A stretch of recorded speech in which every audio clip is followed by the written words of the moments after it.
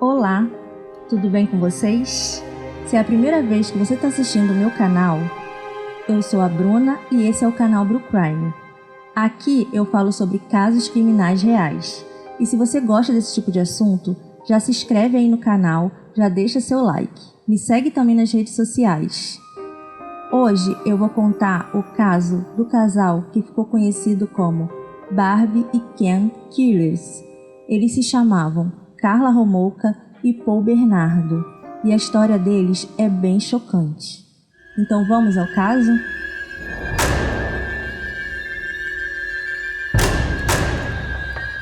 A Carla estava com 17 anos quando conheceu o Paul.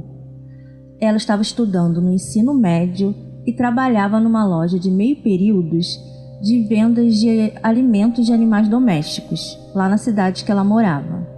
Ela nasceu e cresceu em Santa Catherine, no Canadá. O Paul estava com 23 anos quando conheceu a Carla. Ele estava cursando faculdade de contabilidade em Toronto. E o Paul nasceu em Scarborough. No dia 17 de outubro de 1987, a Carla foi para Scarborough para participar de uma convenção de vendas de alimentos de animais domésticos. Ela ficou trabalhando lá o dia inteiro.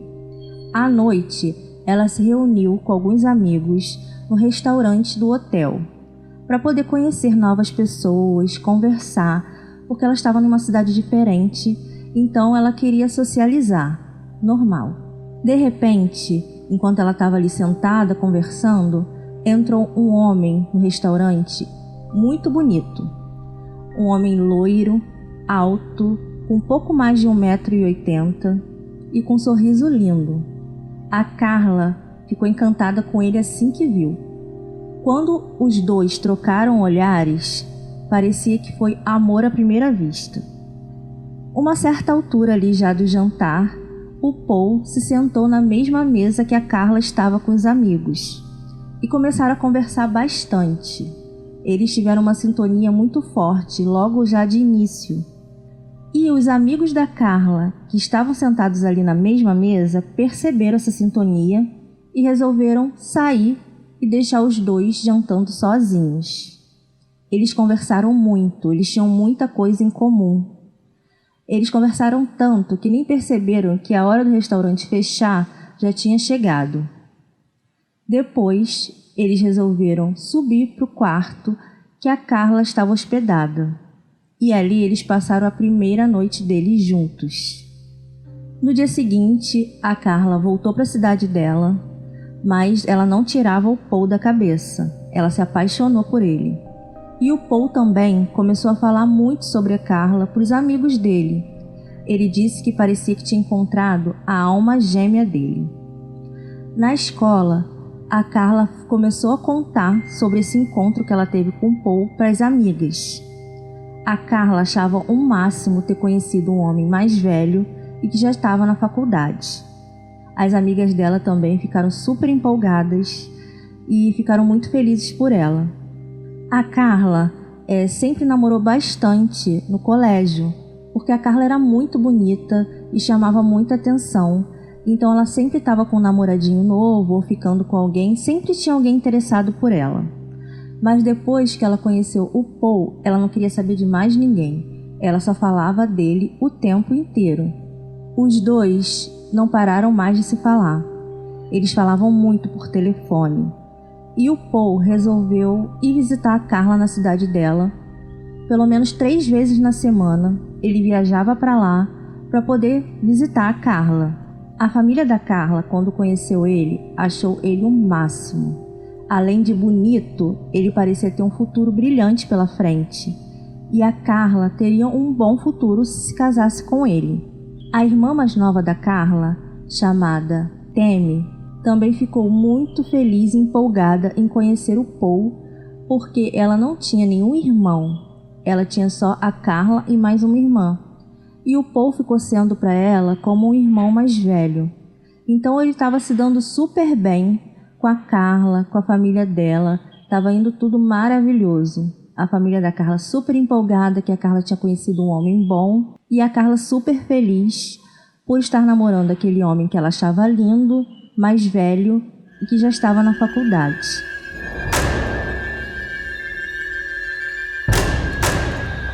Agora eu vou falar um pouquinho sobre a Carla. A Carla Homolka nasceu no dia 4 de maio de 1970. Ela nasceu e cresceu em Santa Catherine, no Canadá, junto com a família. Ela sempre morou com os pais. Ela era a filha mais velha e tinha mais 2 irmãs.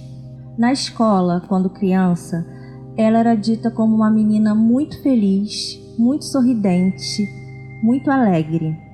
Já na adolescência, a Carla começou a ir para um lado mais sombrio.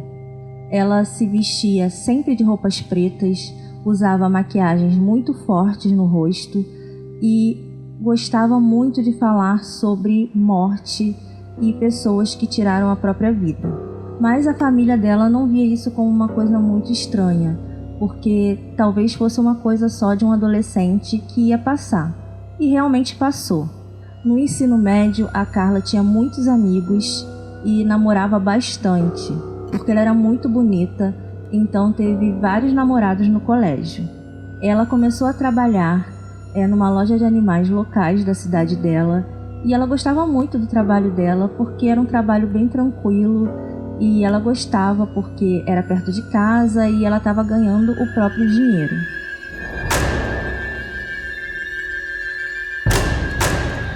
Agora eu vou falar um pouco sobre o Paul. O Paul Bernardo nasceu no dia 27 de agosto de 1964. Ele nasceu no Canadá e morava em Scarborough. Ele era o filho mais novo, tinha 2 irmãos mais velhos. O Paul vinha de uma família rica. O avô dele tinha uma empresa de cerâmica e o pai dele trabalhava com contabilidade. Mas apesar da família ser rica e não passar por nenhuma dificuldade, o Paul sofria muito, porque o pai dele era muito abusivo, tanto fisicamente quanto verbalmente. E quem mais sofria esses abusos era a mãe do Paul. O Paul, criança, vendo aquilo tudo que a mãe sofria, ficava com muita raiva do pai, ficava muito indignado de ver que a mãe sofria tanto. Mas na escola, o Paul era um menino feliz, dito como um menino muito educado, com um sorriso lindo, e ninguém imaginava que ele passava por esses problemas em casa. Ele não deixava transparecer isso para ninguém. Quando o Paul fez 11 anos, o pai dele foi acusado de abuso. Ele abusou de uma menina menor de idade. E também descobriram que a irmã do Paul sofria os mesmos abusos cometidos pelo próprio pai. Aos 16 anos, a mãe do Paul contou para ele que ele não era filho do pai dele, que ele sempre achou que fosse. Ele era fruto de uma traição da mãe. A mãe ficou com o ex-namorado enquanto estava casada e ficou grávida do Paul. Mas o pai dele assumiu como se fosse filho mesmo, então ele sempre achou que era filho daquele homem que ele sempre odiou por maltratar a mãe. E ele culpou a mãe por não ter contado a verdade para ele. Ele falava para a mãe que ele merecia saber quem era o pai dele verdadeiro, até porque o pai, que ele sempre achou que era o pai dele mesmo, ele odiava por ser um homem ruim e agora, também um abusador. Depois que o Paul ficou sabendo da verdade, ele ficou com muita raiva da mãe. O comportamento dele mudou totalmente e ele começou a ficar muito rebelde. Nessa mesma época, com 16 anos, o Paul começou a observar as vizinhas pela janela, enquanto elas estavam ali trocando de roupa ou em uma situação íntima. Ele ficava olhando, aproveitava todas as oportunidades que tinha para poder ficar olhando as mulheres da vizinhança. Ele recebeu até um apelido de O Espião nessa época. Mas depois disso, ele parou de observar e o comportamento dele ficou mais sombrio. O Paul gostava muito de coisas violentas, de relações íntimas violentas. E ele ia muito atrás disso, dessas informações. Ele entrou para a faculdade de Toronto e começou a cursar contabilidade. E por ser um homem muito bonito, ele teve muitas namoradas na faculdade. E durante esses namoros, todas elas terminaram com ele. porque ele começou a botar em prática esse comportamento sombrio. Ele maltratava muito todas as namoradas, principalmente durante as relações sexuais. Ele tinha fantasias muito diferentes e muito assustadoras para elas, que ele maltratava muito delas ali no momento. Então todas elas terminaram com ele. Os amigos da faculdade não sabiam desse lado do Paul e gostavam muito da presença dele, tanto em rodas de amigos como em festas. Eles diziam que o Paul era muito divertido em festas. Sabe, aquele tipo de cara que estava sempre inventando uma brincadeira nova, sempre criando uma situação engraçada. Então o Paul era convidado para todas as festas, todo mundo queria a presença dele, porque ele tinha esse lado muito animado e que os amigos gostavam muito.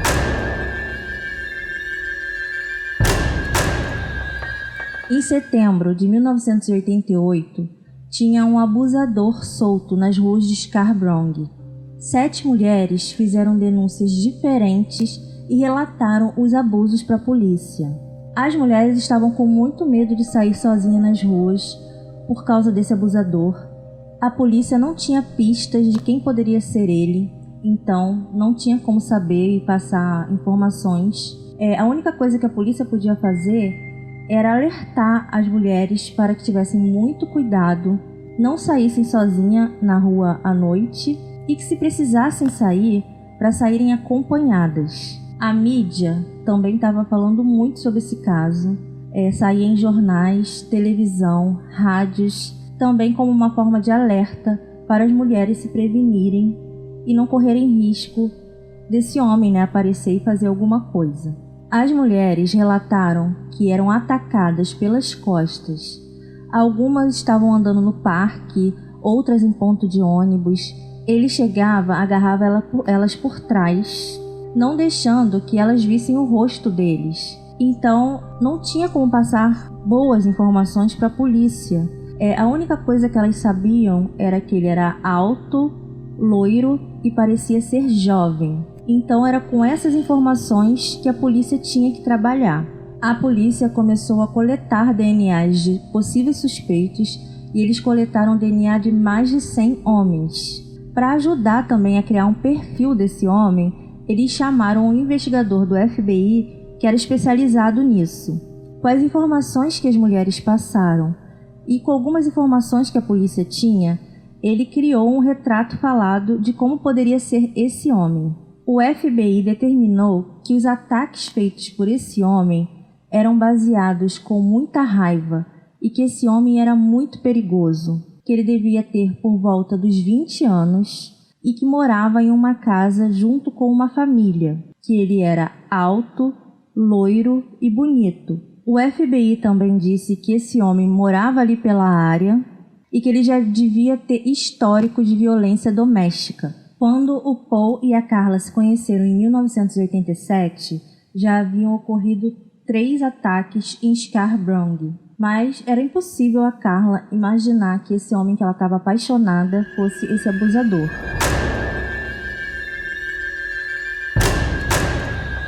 O Paul era muito romântico com a Carla, estava sempre comprando presentes para ela e flores. Eles estavam muito apaixonados, não conseguiam mais ficar longe um do outro. Então Paul estava viajando sempre para a cidade da Carla para poder ficar lá com ela. E como ele era muito querido pela família da Carla, eles gostavam muito do Paul, então para eles não tinha problema nenhum o Paul tá sempre indo para lá para viajar, para ficar com a Carla. Em 1989, a Carla se formou no ensino médio. Tava tudo perfeito para ela. Ela estava vivendo o romance da vida dela. Estava tendo a aprovação dos pais para esse namoro. Só que o que era bom começou a ficar ruim, porque o Paul começou a tratar ela mal. De que forma, Ele começou a ser abusivo verbalmente com ela. Estava sempre tentando diminuir a Carla, xingando ela de alguns nomes, e isso deixou a Carla um pouco triste. Mas passava um tempo, a Carla sempre perdoava o Paul, porque achava que ele poderia estar passando por algum problema E ele também pedia desculpas, ela aceitava e o namoro continuava indo adiante. Em dezembro de 1989, a Carla e o Paul saíram para um encontro romântico. E nesse encontro, o Paul pediu a Carla em casamento. Ela ficou muito feliz, era tudo o que ela queria, né? Casar com o homem dos sonhos dela, e ela aceitou na hora. Voltando para casa, a Carla chegou muito empolgada, contando para os pais que tinha sido pedido em casamento, e os pais também ficaram super felizes, as irmãs dela também ficaram muito felizes por ela. Eles resolveram marcar a data do casamento para 1991. Em 29 de maio de 1990, a polícia divulgou o retrato falado de como eles achavam que seria esse abusador de Scarborough, feito pelo aquele policial do FBI, que ele era especialista em criar perfis. A foto foi divulgada em todas as mídias, na televisão. Muita gente ficou querendo saber se finalmente iam descobrir quem era esse cara e a cidade voltar à vida normal e as mulheres não precisarem ficar com medo de saírem nas ruas à noite, ficarem mais tranquilas. Um amigo do Paul achou a foto bem parecida com ele e ligou para um outro amigo para poder falar sobre isso. Falou tipo, olha cara, tu não acha que esse retrato falado tá muito parecido com o nosso amigo Paul? O outro rapaz, né, o outro amigo do Paul, falou, não cara, que isso, o Paul jamais seria capaz de fazer uma coisa dessas, ele é super legal, super de boa. Mas esse amigo ficou muito encucado e resolveu ligar para a polícia e dizer que a foto era muito parecida com o amigo dele, né, o Paul. Durante os meses, muitas outras pessoas também ligaram para a polícia para poder relatar que se parecia com o Paul e chamaram o Paul para depor. A polícia interrogou o Paul durante algumas horas, mas o Paul negou tudo e a polícia pediu se podia tirar uma amostra de DNA dele. Ele permitiu sem problema nenhum e a polícia colheu a amostra. Só que nessa época, o DNA era uma coisa muito nova ainda. Era uma tecnologia nova para a polícia, então demorava muito para sair o resultado. E as amostras do DNA do Paul acabaram sendo colocadas em uma estante para esperar mais de 160 outras amostras serem testadas. Então vocês já viram, né, que isso ia demorar um pouco e ia atrasar as investigações. Só para falar um detalhe, que ontem eu assisti no Fantástico, que existe só uma clínica aqui no Brasil que fazem os testes de DNA em 90 minutos. Para vocês verem como isso ainda é tão novo em 2023, essa rapidez de teste de DNA. Imagine como era, né, nos anos 90, que demorava muito e era uma coisa que estava começando ainda. Depois de ser interrogado, eu não sei se foi por medo, se ele realmente estava com medo de alguma coisa, né, porque não sei se ele tinha muito medo do que ele fazia, não. Mas depois desse interrogatório, ele resolveu ir morar na casa da família da Carla, em Santa Catherine. A família da Carla recebeu ele de braços abertos, porque a desculpa que ele usou foi que, morando todo mundo junto, o casal ia conseguir economizar dinheiro para comprarem a casa deles.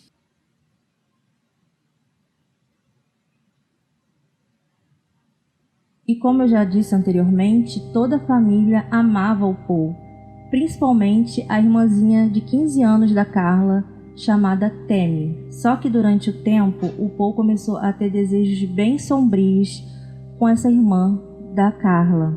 Ele começou a ter desejos sexuais pela menina. O Paul ficava observando a Tammy o tempo inteiro e em algumas vezes ele chegou até a olhar ela trocando de roupa.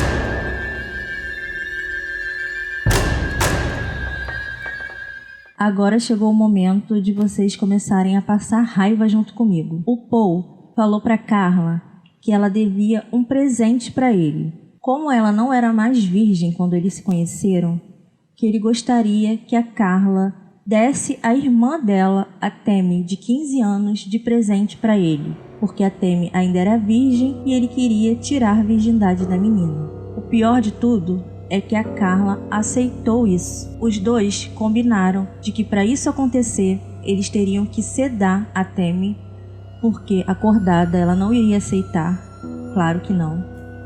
Então, como a Carla trabalhava numa loja que vendia produtos de animais, ela pegou sedativos e também um anestésico de animais muito fortes, porque o plano deles era sedar a Tammy. No dia 23 de dezembro de 1990, eles resolveram colocar esse plano em prática. A família se reuniu para um jantar e assim que acabou o jantar, os pais da Carla foram dormir e ficaram na sala, só o Paul, a Carla e a Tammy. Eles resolveram beber um pouco mais até mais tarde e a Carla colocou esses remédios sedativos dentro da bebida da Tammy. A Tammy, assim que bebeu, apagou e depois de ter apagado, ela encharcou um pano com esse anestésico e colocou sobre o rosto da irmã. O Paul, depois que viu que a Tammy já estava desacordada, abusou sexualmente da menina, enquanto a Carla estava filmando tudo.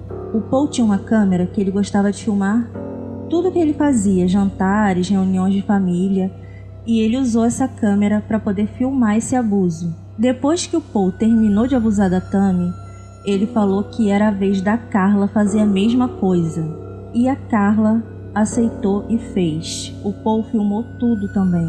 Gente, não dá para imaginar ela vendo isso acontecendo com a própria irmã e aceitar tudo de boa como se fosse uma coisa normal. Não tem como, não dá, eu não consigo entender isso. Ainda bem que eu não consigo entender isso. Depois dos abusos, a Tammy começou a passar muito mal, acordou tossindo muito e vomitando e acabou desmaiando. O Paul vestiu a roupa da Tammy, a Carla também se vestiu, eles colocaram a roupa ali rapidamente e chamaram a emergência. Quando a emergência chegou, a Tammy estava morta. O que os enfermeiros falaram, e os médicos também, foram que a morte foi uma morte acidental, devido a ela ter ingerido muita bebida. Mas, a gente sabe que não foi nada disso. Mas nenhuma análise ali no corpo da menina foi feita. Eles simplesmente acreditaram no que a Carla e o Paul contaram, que eles estavam bebendo até mais tarde e a Tammy exagerou na bebida. Eles acreditaram nisso e atestaram a morte dela como uma morte acidental. Outro absurdo. Um mês após a morte da Tammy, a Carla e o Paul conseguiram juntar o dinheiro suficiente para comprarem a casa deles. E eles compraram a casinha dos sonhos deles para viver o romance lindo que eles tinham. Que de lindo não tinha nada, gente? Eles foram morar lá nessa casa e lá os abusos do Paul com a Carla começaram a piorar. Além de ser abusos verbais que já existiam no relacionamento, ele começou a abusar dela fisicamente também. E toda vez que a Carla ameaçava se separar dele, ele dizia que se ela fizesse isso, ele ia usar as fitas, que eles tinham gravado o crime com a irmã dela, para que ela fosse presa. Então a Carla desistia de terminar e continuava com ele. Dia 15 de julho de 1991, o Paul chegou em casa com um presentinho para Carla. Mas esse presente não eram flores, não eram perfumes, joias nem roupas. Esse presente era uma menina de 14 anos chamada Leslie. O Paul encontrou essa menina na rua, ela estava na calçada da casa dela, ele ofereceu cigarros para a menina e quando ela foi até o carro pegar, ele puxou ela para dentro do carro e sequestrou ela. Ele levou ela para casa e falou para Carla que era um presente para ela, para eles poderem se divertir com a menina. A menina ficou mantida 24 horas em cativeiro, sendo torturada de todas as formas e abusada sexualmente.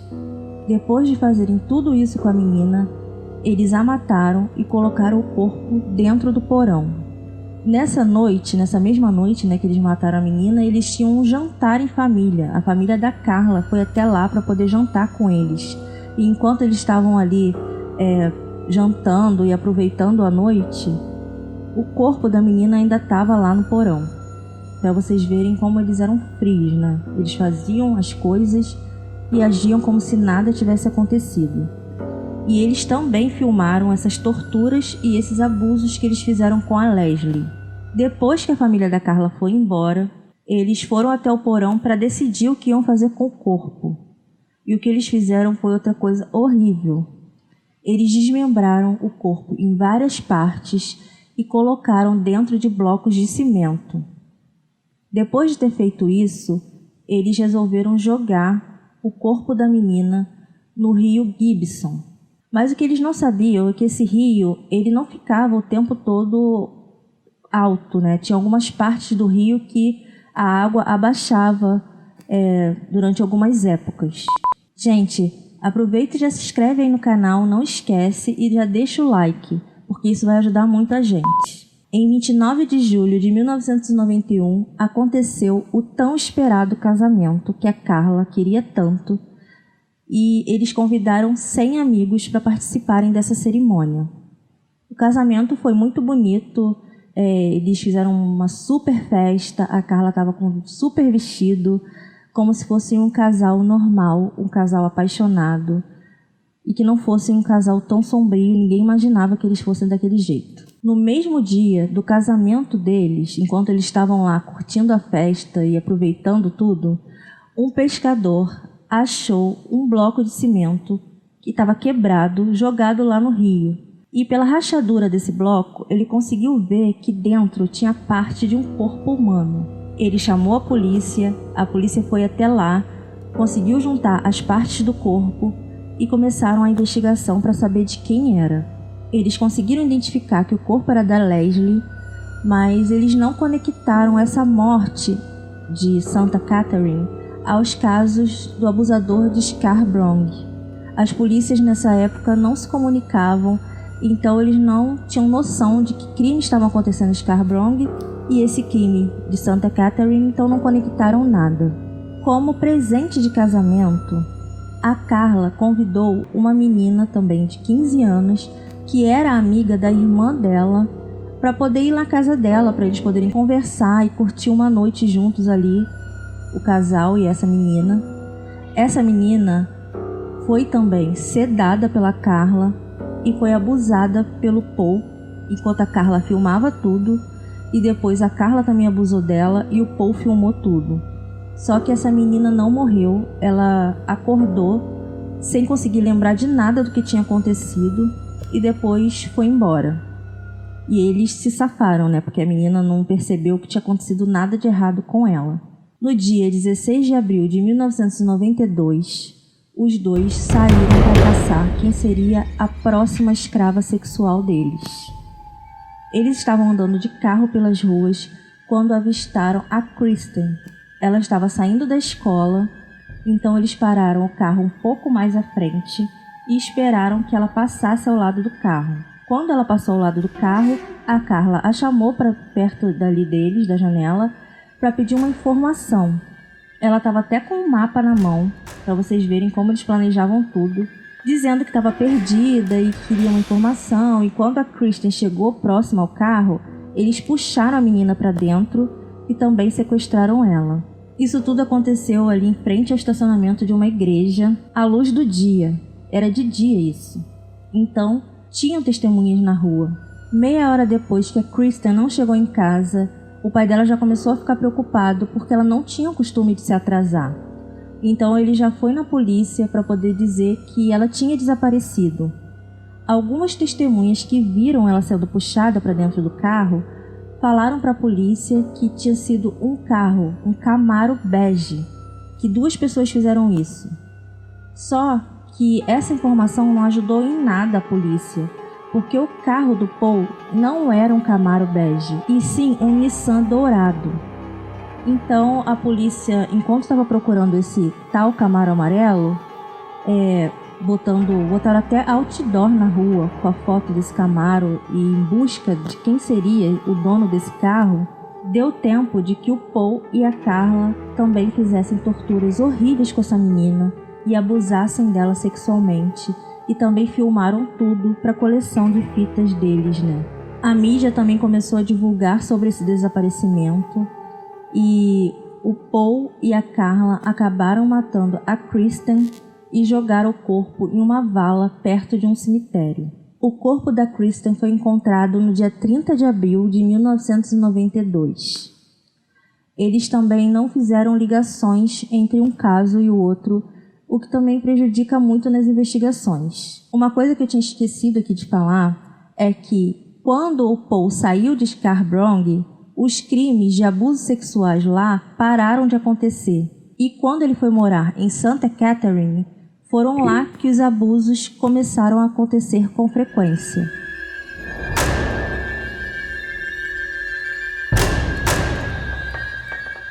Em janeiro de 1993, o Paul espancou a Carla, deixando os 2 olhos dela muito roxos e quebrando a costela dela. Depois disso, a Carla teve que ir para o hospital porque ela estava com muitas dores no corpo devido a esse espancamento. A Carla resolveu largar o Paul. Nessa mesma época, o DNA do Paul estava sendo testado, finalmente, para aqueles casos de Scarborough. Demorou esse tempo todo, mas finalmente foi testado. E o DNA dele deu positivo para os ataques. Então a polícia já sabia que o abusador de Scarborough era o Paul Bernardo. Antes de procurar o Paul para poder interrogar ele, a polícia foi atrás da Carla para ver se conseguiam informações através dela. E quando eles chamaram ela para ir até a delegacia, ela estava achando que eles iam conversar com ela sobre os abusos domésticos, mas só lá que ela soube que o Paul era o abusador de Scarborough. Mas nesse primeiro momento, ela não contou nada para a polícia. Ela voltou para casa e contou para a família dela tudo que ela e Paul tinham feito juntos. A família dela então orientou que ela procurasse um advogado e fosse na polícia contar toda a verdade. O que eu acho mais estranho, assim, que não vi nenhuma informação, foi falando sobre a reação da mãe e do pai dela sobre a morte da irmã. Eu não tive informações nenhuma sobre isso nas pesquisas que eu fiz, mas eu fico imaginando, será que essa mãe aceitou isso de boa? Tipo, ainda orientou a filha a procurar um advogado?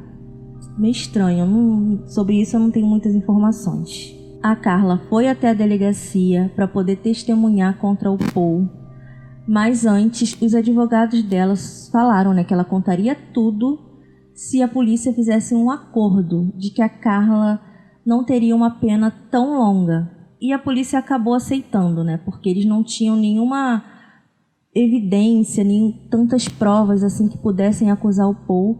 Então as palavras da Carla seriam ótimas para ele e eles concordaram que se a Carla contasse tudo, eles fariam um acordo e reduziriam a sentença dela. E foi assim que aconteceu. Depois do acordo feito, a Carla contou tudo para a polícia, todas as mortes e todos os abusos que ela participou. Mas ela contou do jeitinho dela. Contou que ela era obrigada pelo Paul a participar de tudo isso e que ela não queria fazer nada disso, mas que ela tinha muito medo dele e ele dominava ela, então ela fazia isso só porque ele mandava. A polícia pede que a Carla vá até a casa dela com eles para poder contar lá dentro, dar melhores detalhes de como tudo acontecia. Eles foram até lá e a Carla começou a mostrar todos os ambientes da casa e mostrar como era a dinâmica ali das mortes e dos abusos. Ela mostrou uma banheira, disse que manteve uma das meninas ali dentro daquela banheira por várias horas e na hora de matar e de desmembrar o corpo, o Paul fazia tudo sozinho.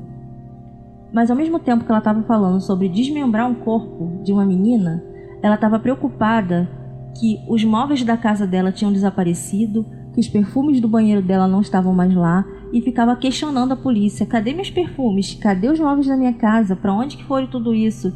Como se ela estivesse contando uma historinha super simples ali para os policiais. Mas ela estava falando coisas horríveis. Ela estava falando sobre desmembrar um corpo, mas ela estava super preocupada com as coisas dela.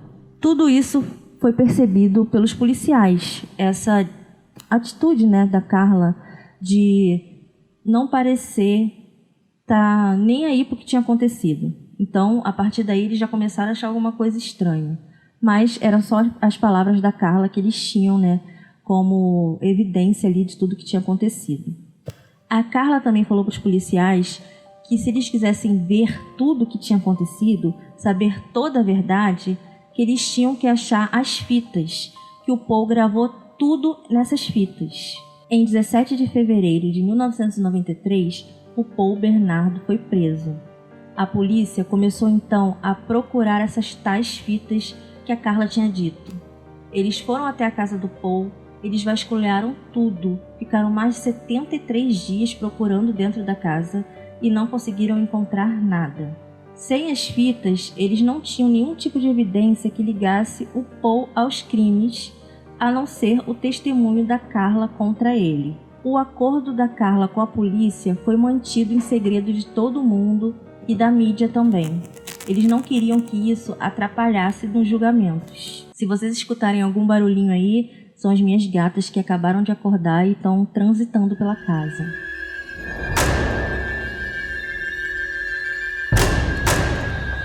No dia 28 de julho de 1993, a Carla compareceu ao tribunal para o julgamento dela, pelo envolvimento dela com os crimes.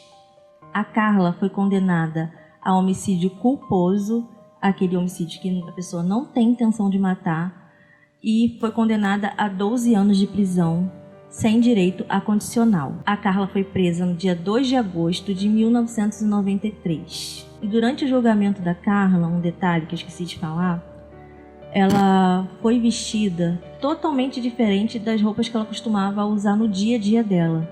A impressão que ela queria passar no julgamento é de uma mulher super recatada e de uma mulher que não era nada a ver com o que ela era de verdade.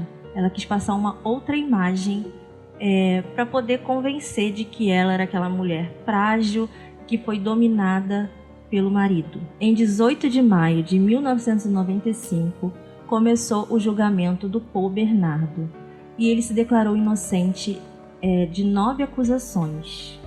Mas o que ele não esperava, e o que ninguém esperava na verdade, é que a promotoria tinha encontrado todas as fitas que a Carla tinha dito. E eles apresentaram essas fitas durante o julgamento. Só que eram imagens tão horríveis e imagens tão fortes que eles resolveram só colocar o áudio para passar ali durante o julgamento, porque muitas pessoas poderiam ficar abaladas de ver aquilo e também porque tinha familiares das meninas ali presentes. Mas só os áudios já deixavam todo mundo meio aterrorizados. O que é isso que está acontecendo? Era difícil de acreditar. Então o Paul não tinha mais como dizer que não tinha feito nada. As únicas coisas que não apareciam nessas fitas eram o momento que eles estavam matando as meninas. Então o Paul aproveitou disso para dizer que quem matava as meninas era a Carla. E o que também deixou todo mundo um pouco intrigado foi que, ao ver as fitas, não mostrava que a Carla não estivesse gostando do que estava acontecendo e nem que ela estivesse sendo obrigada pelo Paul a fazer aquilo. Durante as gravações, ela parecia bem à vontade e parecia estar curtindo muito, tanto quanto o Paul, de estar fazendo todas aquelas maldades. Depois que isso foi revelado, começaram a dizer que esse foi o pior acordo da história do Canadá. E colocaram o nome desse acordo de Acordo do Diabo. Porque se eles tivessem achado essas fitas antes do acordo, com certeza a Carla também pegaria uma pena bem maior. Em 19 de junho de 1995, a Carla começou a testemunhar contra o Paul. Ela sentou na cadeira de testemunha durante 17 dias para poder contar a versão dela de como tudo tinha acontecido. E ela continuava dizendo que tudo que ela fez era obrigada pelo Paul e que quem matou todas as meninas foi o Paul. O julgamento do Paul durou meses e no dia da sentença o júri deliberou durante 5 horas e no dia 1º de setembro de 1995, Paul Bernardo, com 31 anos, foi condenado por todas as acusações e condenado à prisão perpétua sem direito a condicional. O juiz declarou que o Paul era uma pessoa perigosa que não parecia ter remorso pelo que fez e que não merecia receber condicional. Depois do julgamento, já na prisão, o Paul confessou 14 ataques a mulheres em Scarborough. Em 4 de julho de 2005, a Carla foi libertada da prisão. Se casou novamente e teve 3 filhos, mas ela não voltou a morar na antiga cidade dela, Santa Catherine, porque lá as pessoas não aceitavam ela de jeito nenhum. Ela se mudou para Montreal e começou uma nova vida lá. Hoje em dia ela não está mais casada e não mora mais nem com o marido e nem com os filhos. A Carla tentou trabalhar como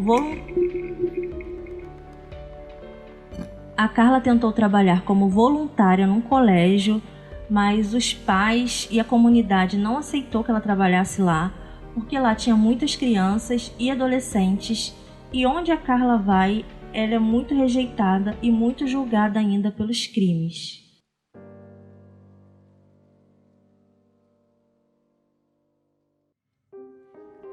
Então, gente, esse foi o caso de hoje, esse caso super pesado, que eu fico muito indignada de saber que uma mulher teve coragem de matar a própria irmã e ficar só 12 anos presa e depois voltar à vida normalmente, como se nada tivesse acontecido.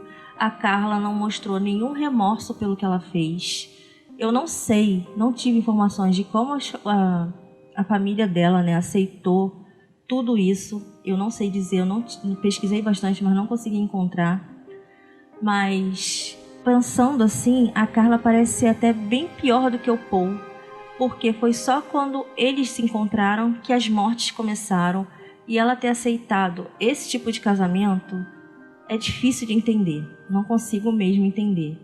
Se vocês têm alguma opinião sobre esse caso, deixe aí nos comentários, eu vou gostar muito de saber o que vocês pensam sobre isso. O Paul ainda está preso e, pelo jeito, vai ficar preso pro resto da vida, e que fique mesmo, porque eu acho que ele é um perigo para a sociedade.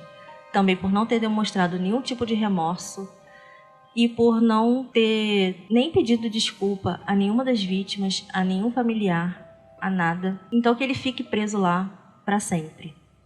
Mas me fala aí nos comentários o que vocês acham desse caso. Me deem dicas de casos que vocês querem que eu conte aqui, que eu vou trazer aqui para o canal. Não esqueça de se inscrever e de deixar seu like.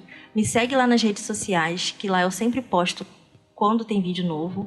E também mostro um pouco do meu dia a dia, das minhas gatas, para vocês conhecerem elas. Hoje tem uma participação especial aqui, mas a outra ainda não apareceu, eu vou trazer elas aqui para vocês conhecerem. Não esqueça de assistir os nossos vídeos antigos. Eu vou deixar um card aqui com o nosso último vídeo. A gente está tentando um formato novo aqui no canal. Me diz aí o que vocês gostam, se vocês gostam de vídeo longo ou se vocês gostam de vídeo curto, que eu trago aqui para vocês do jeito que vocês preferirem. Obrigada por assistir o vídeo até aqui, fiquem bem e até o próximo vídeo.